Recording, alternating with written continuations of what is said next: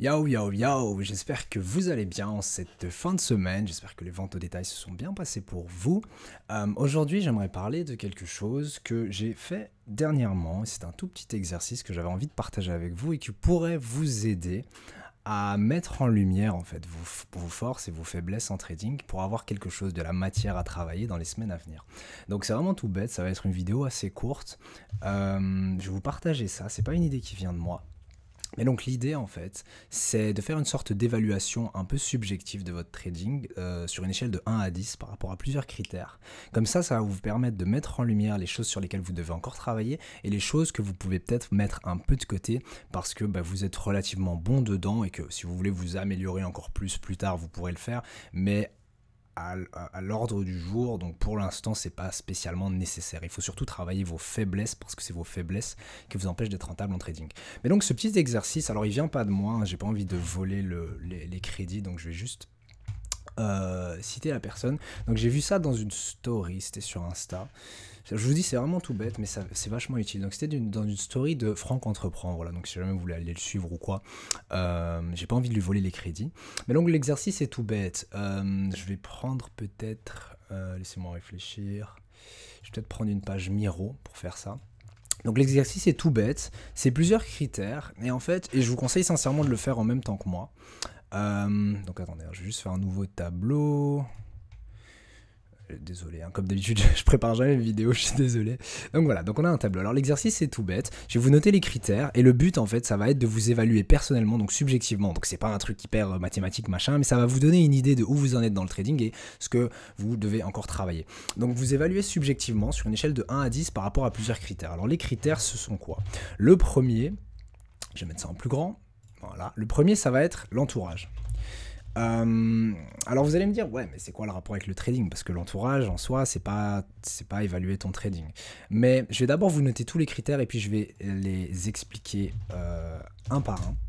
Donc le premier c'est l'entourage sain, le deuxième c'est la connaissance de, je vais mettre de ma stratégie. On va faire ça comme ça. Bam. Voilà, le troisième c'est la compréhension du marché et je vous invite franchement à prendre une feuille en même temps que je suis en train de faire ça et à noter tous ces points là. Et après, vous allez voir, on va remplir, du coup, on va s'évaluer. Et ensuite, on va pouvoir discuter un peu de chaque point. Ensuite, le point 4, c'est avoir une bonne psychologie. Le point 5, c'est les tracking skills, donc vos skills pour tout ce qui est tracking et enregistrement, que ce soit des trades, votre calendrier, etc. Ensuite, il y a la disponibilité. Alors la disponibilité, c'est que ce soit pour trader ou pour même étudier le trading. Donc c'est la disponibilité dans l'ensemble pour le trading. Ensuite, il y a la bonne perception du trading et c'est tout, 1, 2, 3, 4, 5, 6, 7, ah attendez, comme ça, 1, 2, 3, 4, 5, 6, 7, j'en ai oublié un, ah oui attendez, donc juste avant tracking skill, j'en ai juste oublié un, bonne hygiène de vie. Voilà, donc avec ces points là en fait, qu'est-ce qu'on va faire? J'aimerais que non seulement vous renotiez sur une feuille ou sur l'ordi comme je le fais, enfin peu importe, les différents points là, et que vous preniez 5 minutes pour réfléchir à où est-ce que vous en êtes sur une échelle de 1 à 10 pour chacun de ces points. Donc je vais vous donner les valeurs que j'ai mises. Attendez, je vais juste reprendre mon truc. Je vais vous donner les valeurs que j'ai mises et je vais vous expliquer du coup pourquoi. Entourage sain, je me suis mis 4 sur 10. Connaissance de ma stratégie, je me suis aussi mis 4 sur 10. Compréhension du marché, j'ai mis 7 sur 10. Bonne psychologie, là j'ai mis 5, ni bonne ni mauvaise. Bonne hygiène de vie, j'ai mis 4. Tracking skill, j'ai mis 8 sur 10. Alors encore une fois, je fais une mini parenthèse, mais c'est subjectif, j'insiste là-dessus. L'idée, c'est pas de se dire, attends, est-ce que c'est vraiment, par exemple, mes tracking skills, est-ce qu'ils sont vraiment du 8 sur 10 ou plutôt 7 ou peut-être 9 ou 8,5? Non, on s'en fiche. L'idée, c'est juste de se dire, ok, est-ce que tu es plutôt bon en tracking skill? Et alors, tu te dis, ok, je vais peut-être mettre 8 parce que 7, c'est un peu peu, mais en même temps, 9, c'est trop, je suis pas non plus, voilà. Et donc, juste, tu t'évalues comme ça, plus ou moins. Disponibilité, j'ai mis 10 sur 10 et bonne perception du trading, j'ai mis 9 sur 10. Alors je vais expliquer chaque point un peu plus en détail parce que peut-être que certains points vous parlent automatiquement et vous savez vous évaluer, mais d'autres pas. Alors ce que j'appelle entourage sain, ça va être en fait votre entourage social. Est-ce que les personnes de votre entourage, que ce soit votre famille, que ce soit vos amis, que ce soit, je sais pas moi, si vous avez une copine, etc., est-ce que cet entourage est sain pour vous et il supporte vos objectifs ou est-ce que cet entourage est malsain pour vous et vous freine quelque part dans l'accomplissement de vos objectifs. Alors j'ai mis 4 sur 10, ça ne veut pas dire que mon entourage est malsain pour moi, mais si je prends toutes les personnes que je fréquente le plus souvent, il n'y en a que peu avec lesquelles je peux véritablement évoluer sur le plan professionnel, donc trading. Vous n'êtes pas sans savoir que, et j'en avais déjà parlé dans une ancienne vidéo, mais j'ai pas vraiment de personnes dans ma vie réelle, donc sur le Discord oui, mais dans ma vie réelle avec qui parler de trading et de finance, donc déjà ça c'est un frein entre guillemets, j'ai personne avec qui partager cette passion qu'est le trading. Et puis aussi, la grosse question qui se pose, et je vous invite à vous la poser aussi, c'est qu'est-ce que vous faites avec votre entourage? Et là, du coup, c'est surtout pour cette raison-là que je me suis mis 4 sur 10, parce que j'ai noté que en fait, j'ai été influencé par mon entourage à faire des activités qui n'étaient pas très constructives. Donc ça veut dire que globalement, avec mes amis, qu'est-ce que je fais? Je fais des sorties ou des soirées, etc. Je fais du binge drinking, du mindless chatter et ces trucs comme ça, enfin toutes ces expressions qu'on utilise. Mais globalement, voilà, les activités qu'on fait, bon, c'est chouette, c'est social, etc. Mais ça ne supporte pas vraiment mes objectifs. Encore une fois, je l'avais précisé dans la dernière vidéo, ça ne veut pas dire que tu dois arrêter toutes les choses qui ne sont pas productives, mais disons simplement que je pourrais peut-être me poser la question, ok, est-ce que je ne devrais pas faire un peu plus attention au temps que je vais passer avec mes proches, surtout si ce temps-là du coup est pas très qui ne soutient pas énormément mon trading. Donc ça c'est pour l'entourage. Connaissance de ma stratégie, ça je pense que j'ai pas besoin de détailler le point, c'est par rapport à votre stratégie, si vous en avez une déjà, mais si vous en avez pas, mettez 0. Et alors c'est du coup bien parce que à ce moment-là vous savez que vous devez trouver une stratégie, mais si vous avez une stratégie, à quel point est-ce que vous la connaissez, la maîtrisez, la comprenez, bref, à quel point vous pouvez l'implémenter sur les marchés. Pour ma part, mais je pense qu'avec le temps vous l'avez vu dans les vidéos, ma stratégie est claire mais en même temps pas claire, dans le sens où la stratégie que j'utilise et j'applique, je l'ai apprise de quelqu'un d'autre, je pense que c'est comme ça qu'on a tous appris le trading, mais disons que je l'applique pas correctement, je ne l'implémente pas correctement sur les marchés à cause d'un manque de compréhension, manque de clarté, etc. Mais bon, tout ça c'est des points que je vais pas spécifier dans la vidéo. Mais donc ce serait intéressant pour moi de vraiment approfondir non seulement la maîtrise de ma stratégie, mais aussi la compréhension et l'application. Et c'est pour ça du coup que j'ai mis 4 sur 10, vous le savez, je suis pas très bon en analyse technique. Alors la stratégie c'est pas que de l'analyse technique, mais souvent mon mauvais niveau d'un point de vue stratégique découle de mes mauvaises analyses techniques. Okay. Alors compréhension du marché, ça c'est pas la même chose que la connaissance de la stratégie. Compréhension de marché, et je vais peut-être me mettre en grand en vrai, comme ça vous me voyez plus. Compréhension de marché, c'est en lien avec votre stratégie, mais c'est plutôt la méthodologie que vous allez utiliser. Donc que vous utilisiez le price action, l'analyse des fondamentaux, de l'analyse technique, je sais pas moi, il y a quoi des trucs sur base des indicateurs, des trucs sur base de la méthode SMC, etc. Peu importe en gros la méthodologie avec laquelle vous abordez les marchés, est-ce que vous comprenez bien ce qui fait bouger les marchés selon votre méthodologie? Alors il n'y a pas de réponse universelle dans le sens où il y a des gens qui vont dire oh le prix bouge pour telle raison, le prix bouge pour telle raison, etc. etc.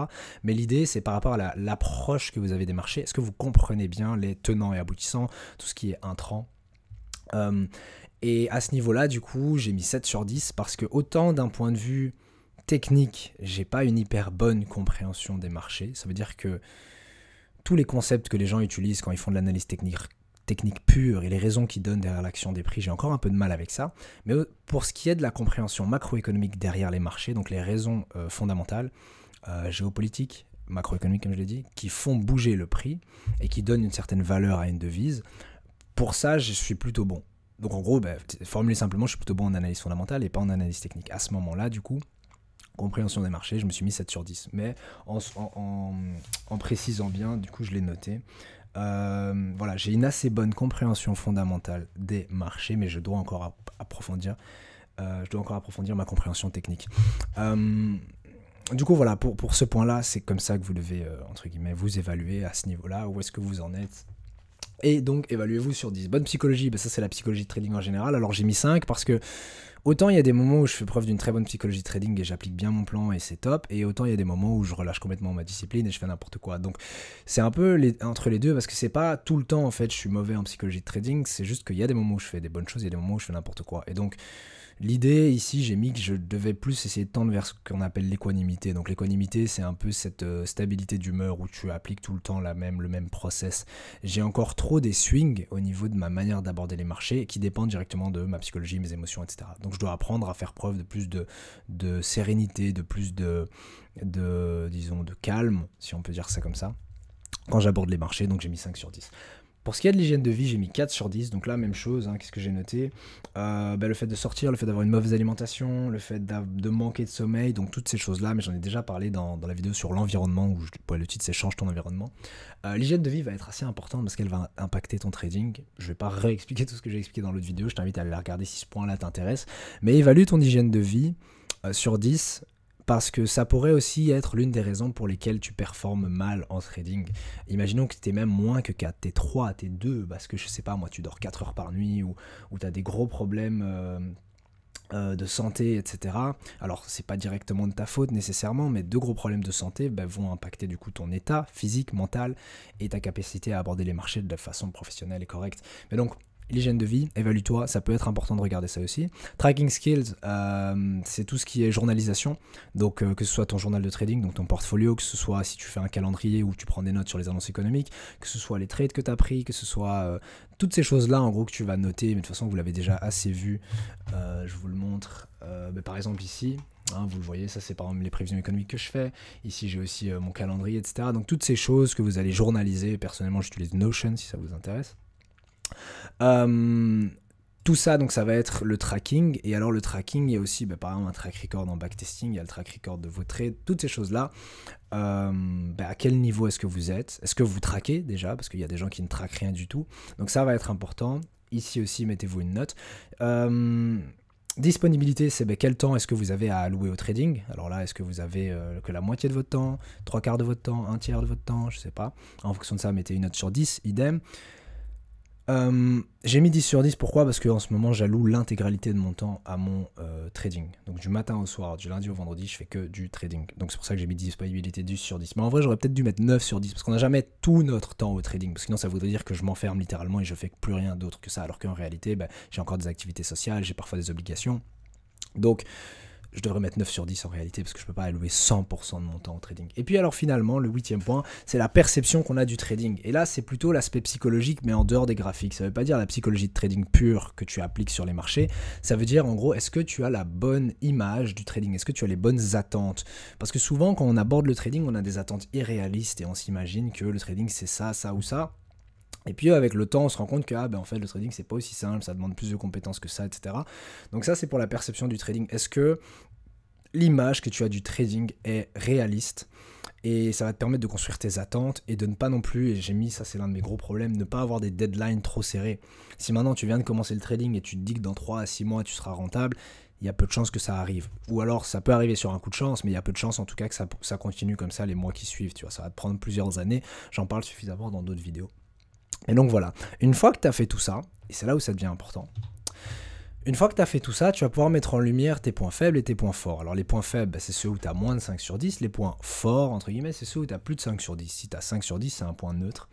Et je t'invite sincèrement à aller travailler du coup tes points faibles, à mettre un peu de côté tes points forts, parce que tes points forts, quelque part, c'est déjà tes points forts. Tu n'as pas besoin de plus les travailler. Si je prends quelques exemples, j'ai mis par exemple mes tracking skills sont de 8 sur 10. Je ne pense pas avoir besoin de commencer à m'attarder à faire des modèles Notion et des trucs pour savoir comment track mes trades, mes notes, etc. Je le fais déjà. Mais par exemple, si toi, tu n'as pas de journal de trading ou tu n'as pas de calendrier, si tu regardes un peu les annonces économiques, ça pourrait être intéressant de passer quelques heures à se dire, ok, comment est-ce que je peux faire en sorte de prendre des notes sur mon trading, de journaliser mes trades, ma psychologie, pour après essayer de m'améliorer avec le temps. Est-ce que je ne devrais pas, par exemple, intégrer dans mes routines de trading une revue de la semaine ou une revue mensuelle? Comme ça me permet de revenir en arrière et quelque part de backtester ma psychologie, voir ce que j'ai fait ce mois-ci, cette semaine-ci, et qu'est-ce que je peux améliorer. Donc ça, c'est pour les tracking skills. Par exemple, j'ai mis compréhension de marché, j'ai mis 7 sur 10, en précisant bien que je devais travailler mon analyse technique. Donc ici, autant c'était en novembre-décembre, j'ai tryhard l'analyse fondamentale pour vraiment étudier à fond tous les facteurs macroéconomiques qui font bouger les devises. Maintenant tout ça c'est acquis entre guillemets, ça me permet d'avoir une bonne, mais vous le voyez dans les vidéos, une bonne compréhension de l'analyse fondamentale. Mais maintenant, ça peut être intéressant de se dire, ok, bon, je mets ça de côté. Oui, je peux toujours m'améliorer et j'ai toujours des lacunes en analyse fondamentale, mais est-ce que je préférerais pas m'améliorer en analyse technique là où je suis plutôt nul, plutôt que de m'attarder sur l'analyse fondamentale que je maîtrise suffisamment, en tout cas, que pour être rentable en trading. Du coup, voilà. Mais bref, vous comprenez l'idée. À l'inverse, du coup, les choses sur lesquelles vous êtes mauvais, donc par exemple, ici, vous voyez qu'il y a l'entourage, connaissance de ma stratégie, bonne hygiène de vie, et on pourrait mettre la psychologie aussi dedans. c'est ce sur quoi vous allez vouloir travailler dans les semaines à venir. C'est quelque chose que je dis souvent dans mes vidéos, mais si tu définis pas le problème, ça va être dur d'avoir de la matière avec laquelle travailler. Maintenant, du coup, comme j'ai fait ce petit exercice et que vous l'avez fait aussi, je l'espère, tu sais que pour ma part, donc je vais parler en jeu, je dois faire attention à mon entourage, ou en tout cas au temps que je passe avec mon entourage, je dois faire attention à mon hygiène de vie, et surtout, ce qui impacte le plus mon trading, c'est que je dois avoir une meilleure connaissance, une meilleure compréhension, une meilleure application de ma stratégie. Ça, c'est vraiment mes points faibles.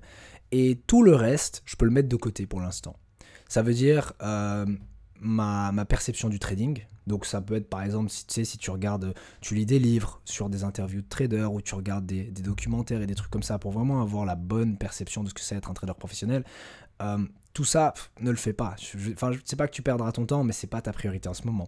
Par exemple, ma disponibilité. Si quelqu'un a très peu de disponibilité ou une mauvaise organisation, une mauvaise gestion de son temps, ça peut être intéressant, si tu as moins de 5 sur 10 en disponibilité, de voir comment arranger ton emploi du temps pour avoir plus de temps pour trader déjà les marchés, backtester et étudier le trading, tu vois. Pour ma part, j'ai tout mon temps, donc c'est pas... Alors, encore une fois, je pourrais un peu bêtement m'attarder à, punaise, comment est-ce que je peux optimiser mon temps, et je vais essayer de gratter 1 heure par-ci, 1 heure par-là, en enlevant ça de mon planning, etc. Mais ce serait stupide parce que j'ai quand même la majorité de mon temps, je peux facilement travailler 8 heures par jour sur mon trading, donc c'est pas en grattant 1 heure par-ci par-là que mon trading va significativement s'améliorer. C'est faire ça, si je le faisais, je veux dire, ce serait vraiment un peu une perte de temps parce que je me concentre sur quelque chose d'accessoire au lieu de me concentrer sur l'essentiel qui est, comme je l'ai dit, ma connaissance de ma stratégie, entourage, etc.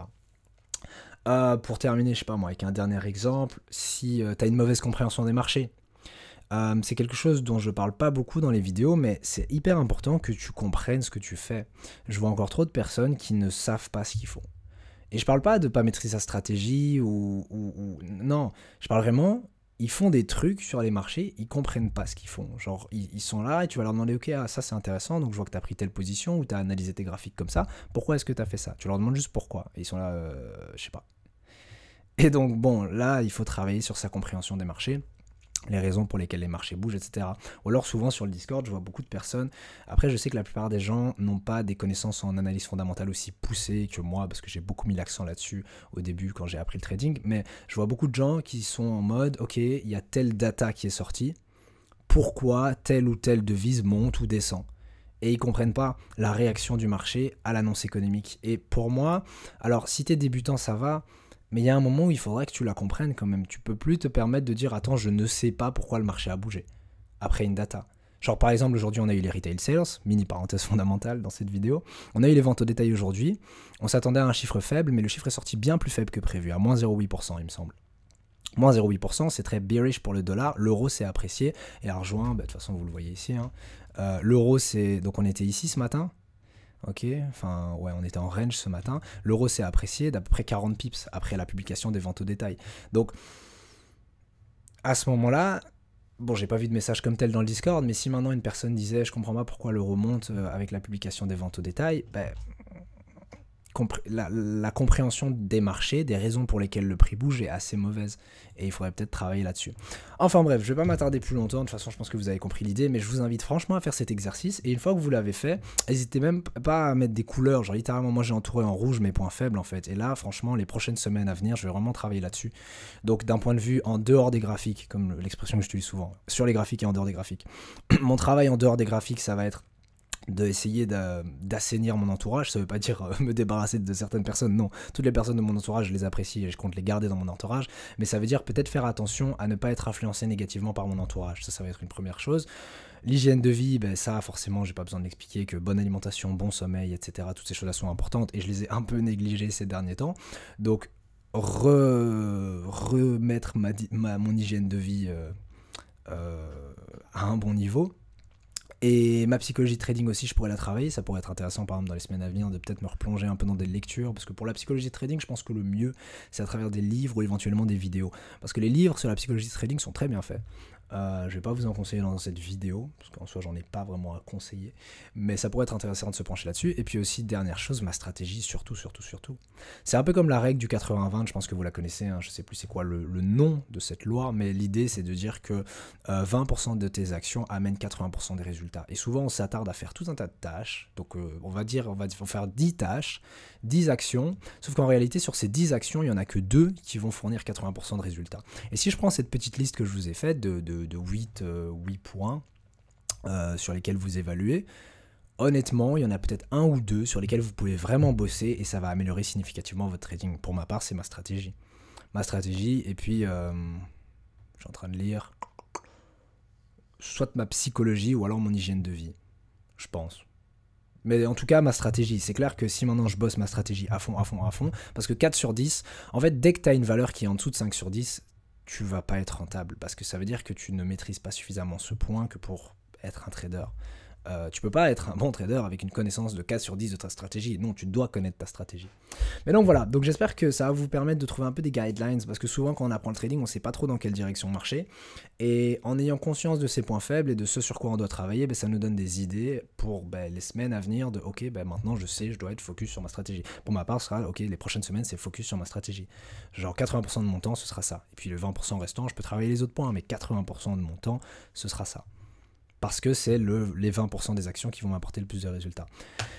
Bref, j'espère que la vidéo vous aura plu, et puis c'est tout, il y a vraiment une conclusion, je pense que c'était assez clair. Je vous invite vraiment à faire l'exercice si tu l'as toujours pas fait. Dès que tu as fini la vidéo, prends une feuille de papier et note les 8 points, évalue-toi, etc. en mettant à la limite un petit commentaire après. Et puis j'espère que ça te permettra d'améliorer ton trading. On est ensemble, on essaie tous de devenir trader pro. Donc voilà, sur ce je te souhaite une bonne fin de journée, et puis on se dit à demain dans la prochaine vidéo.